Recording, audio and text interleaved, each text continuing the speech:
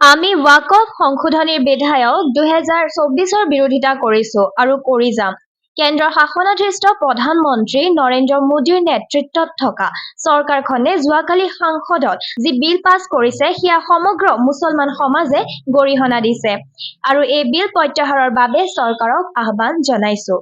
আজি ঐতিহাসিক তেজপুৰৰ 1897 চনত প্ৰতিষ্ঠা হোৱা তেজপুৰৰ বড় মছজিদ সমিতি ৱাকফ সমিতিয়ে এক মৌন প্ৰতিবাদৰ কাৰ্যসূচী ঘোষণা কৰি এক প্ৰতিবাদ জনায়।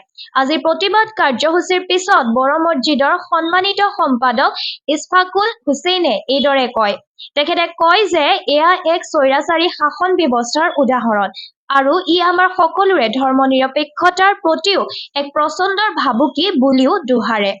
তেখেতে অতিশয় দুখেৰে এয়া সমগ্ৰ দেশৰ বাবে দুঃসময় আৰু ই আমাৰ শতামপুৰুষীয়া শান্তি সম্প্ৰীতিৰ বাবেও ভাবুকি স্বৰূপ বুলিও কয়।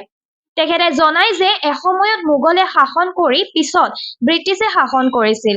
এতিয়া আমি গণতান্ত্ৰিকভাৱে শাসিত চৰকাৰ এখনৰ ছত্ৰছায়াত জীয়াই আছে। সেয়েহে সংবিধান প্ৰদত্ত গণতন্ত্ৰযোগ্য অধিকাৰ আমাক লাগিবই বুলি কয়। আজি এই প্ৰতিবাদী কাৰ্যসূচীৰ পিছত এক মৌন প্ৰতিবাদী শোভাযাত্ৰাও তেজপুৰৰ চক বজাৰত উলিয়ায়। আজি এই মৌন প্ৰতিবাদৰ কাৰ্যসূচীত তেজপুৰ সদৰ মুছলমান কবৰস্থান সমিতি আৰু তেজপুৰ হজ যাত্ৰী পৰিচালনা সমিতি বিষয়ববীয়াসহ সকলো সদস্য উপস্থিত থাকে। আজি সকলোৱে ঐক্যমত পোষণ কৰি কেন্দ্ৰীয় চৰকাৰকো এই ৱাকফ বোৰ্ড সংশোধনী বিল 2024 অতি শীঘ্ৰে বাতিল কৰাৰ দাবী জনায়।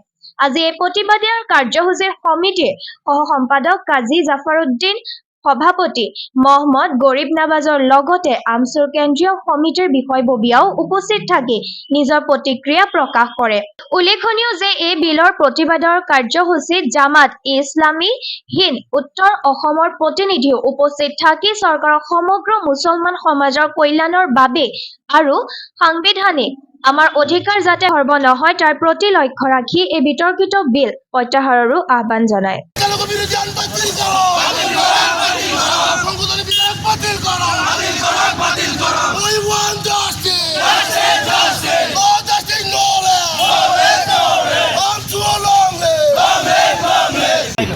ৱাকফ সংশোধনী বিধায়ক ইতিমধ্যে ৰাজ্যসভা আৰু লোকসভাত গৃহীত হৈছে।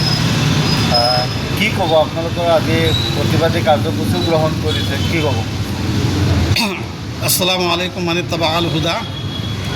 আজি ভাৰতবৰ্ষৰ স্বাধীনতা আগতেই ভাৰতবৰ্ষত বসবাস কৰা মুছলমানসকলে আল্লাহৰ কাৰণে নিজৰ সম্পত্তি ৱাকফ কৰিছিল আৰু সেই ৱাকফ সম্পত্তিৰ যোগেদিয়ে মছজিদ, মাদ্ৰাছা, খানকা, দৰগাহ, ঈদগাহ, কবৰস্থানসমূহ চলি আছে। আজি ইমান বছৰে হৈ থকা এটা বোৰ্ডক ধ্বংস কৰি পেলাই ভাৰতীয় সংবিধানৰ অনুচ্ছেদসমূহ উচ্ছেদ কৰি নৰেন্দ্ৰ মোদী আৰু অমিত শ্বাহ ডাঙৰীয়াই যিখন আইন আনিছে এই আইনখনক আমি কেতিয়াও মানি নলওঁ আৰু এই আইনৰ আমি ফুল বিৰোধী।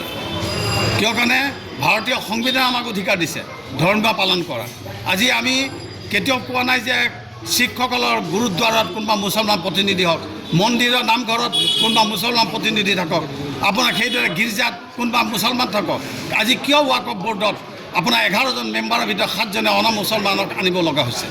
মুছলমান বোৰ্ডত ৱাকফ বোৰ্ডত মহিলাৰ অধিকাৰ আছিল, কিন্তু আজি সেইসমূহ হৰণ কৰা হৈছে। আজি ৱাকফ সম্পত্তিৰ মেনেজমেণ্টৰ ক্ষেত্ৰত জিলা উপায়ুক্ত বা DGMৰ আণ্ডাৰত যাব। ইয়াৰ দ্বাৰা কি বুজাব বিচাৰিছে যে আমাৰ যিখিনি মৌলিক অধিকাৰ সেয়া হৰণ কৰিব। পাৰ্লিয়ামেণ্টত পাছ কৰিলে, ৰাজ্যসভাত পাছ কৰিলে সেইবুলি কি মুছলমান মানি ল'ব? ভাৰতবৰ্ষৰ অল ইণ্ডিয়া মুছলিম পাৰ্চনেল বোৰ্ডে ইয়াৰ তীব্ৰ বিৰোধিতা আগৰ পৰা কৰি আহিছে আৰু কিয়ামতলৈকে ইনশাআল্লাহ কৰি যাব। আৰু এইটো লৈ মুছলিম পাৰ্চনেল বোৰ্ডে যি আন্দোলনৰ কাৰ্যসূচী লয় তেজপুৰবাসীৰ লগতে সমগ্ৰ শোণিতপুৰ মুছলমান ৰাইজে সেই আন্দোলনত সহযোগ কৰিব।